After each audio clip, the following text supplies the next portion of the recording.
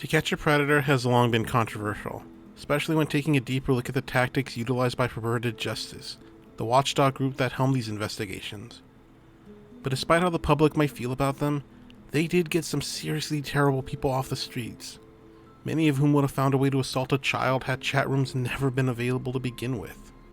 So today, we're going to take a look at 3 of the worst men to have ever been caught on the show.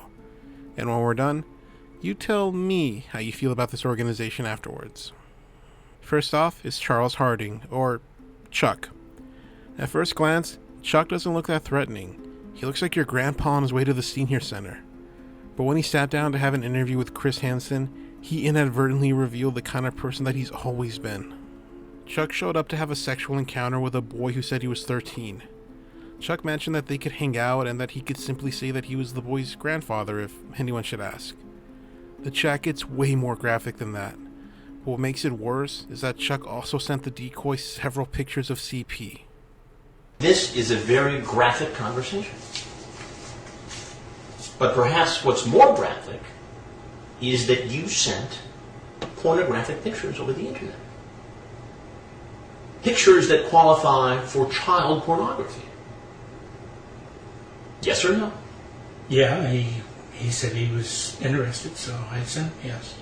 Throughout the whole interview, Chuck is completely unfazed by Chris's attempts to explain how deplorable his actions are. Chuck simply doesn't care.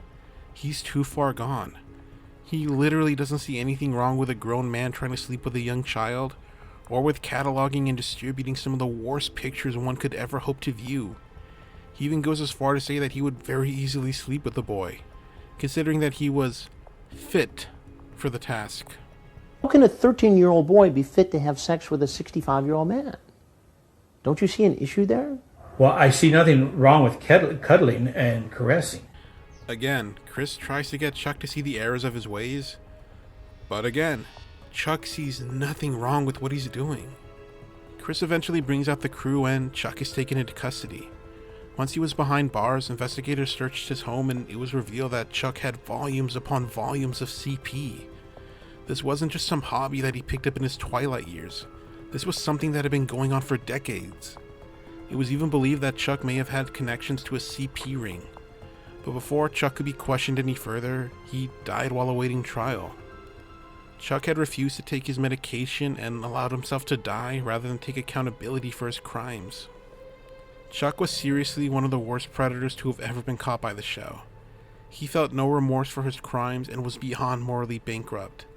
The fact that he saw nothing wrong with his actions truly makes him one of the most dangerous kinds of predators. Even if he could have sought help, I doubt that it would have mattered. Chuck was just one of those monsters who could never be cured. Next up, Thomas Bodner. Bodner is usually one of the more overlooked predators, mainly because he ran away the very moment he saw Chris. He did try to get away, but that only resulted in him getting dogpiled on by the entire police department. Once questioned, Bodner tried to avoid giving answers, but the cops made it clear that they were very aware of his past, and that he was also a registered sex offender.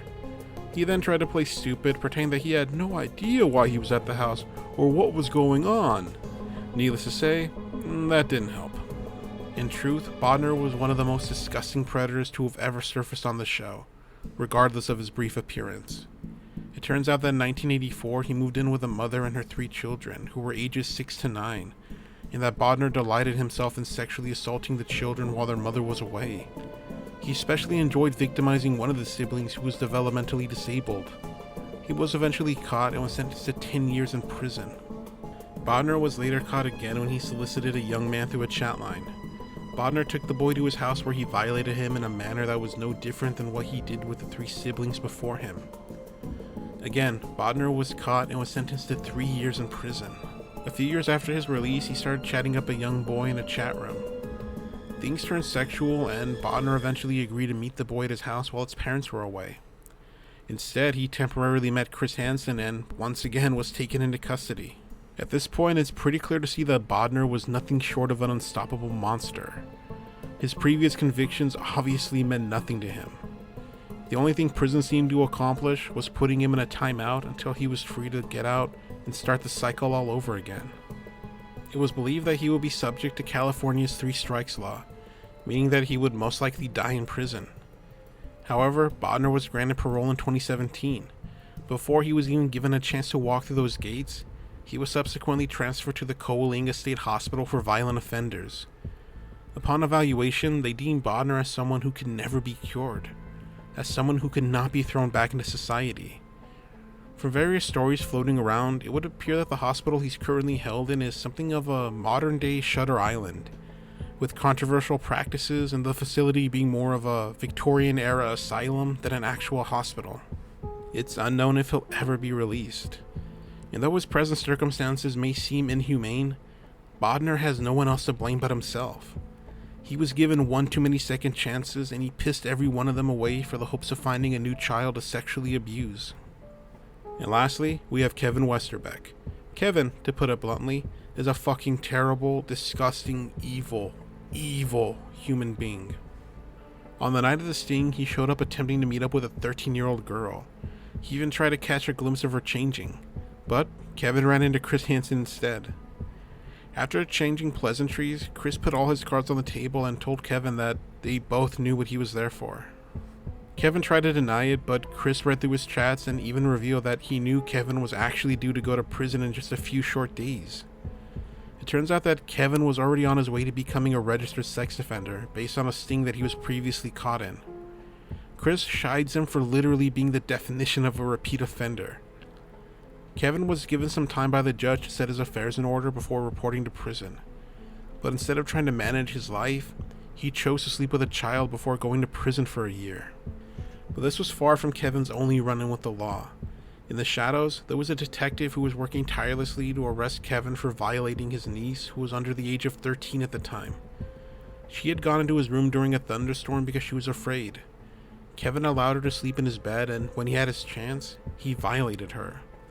It was said that Kevin had confessed this to his therapist at the time, though I'm not sure in what capacity he made the confession. If it was an outright admission, then shame on the therapist for not alerting the cops to begin with. Either way, the aforementioned detective was still pursuing Kevin.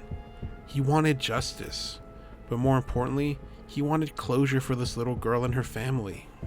During his interview with Chris, Kevin comes close to having an epiphany, maybe even realizing how much of a monster he truly is. I'm stupid. I'm weak. It's just this. I have no intentions of having sex with her. Yeah. How can you say that? It's what it says, but I didn't. But before he has the chance to even be honest with himself, he pulls back. Unlike Chuck Harding or Thomas Bodner, Kevin was fully aware of his actions. He just chose having to avoid facing them. Eventually, Kevin was arrested, where he once again tried to claim that he wasn't going to do anything, even stating that, "I learned my lesson the first time." I learned my lesson the first time. Obviously not. No. He clearly didn't. Once in custody, he spent a lot of time in court. By the time he was sentenced, he pleaded guilty to assaulting his niece. The judge presiding over his case said that Kevin made it clear beyond a reasonable doubt that he was a sexual predator, and that he was more than likely to commit future offenses. It's important to note that this is also the same judge who saw fit to give Kevin a week to settle his affairs before going to prison. And yeah, he wasn't exactly happy when he learned that he was out committing the same crime that he had already been sentenced for. Since then, Kevin has been spotted here and there. He apparently had a job stocking shelves at a supermarket, but that's about all we know about the guy. And those are 3 of the worst predators to have ever been caught by the show.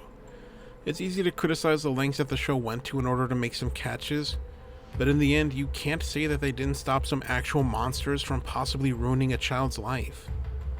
That's it for now. Thanks for watching, and I'll see you soon.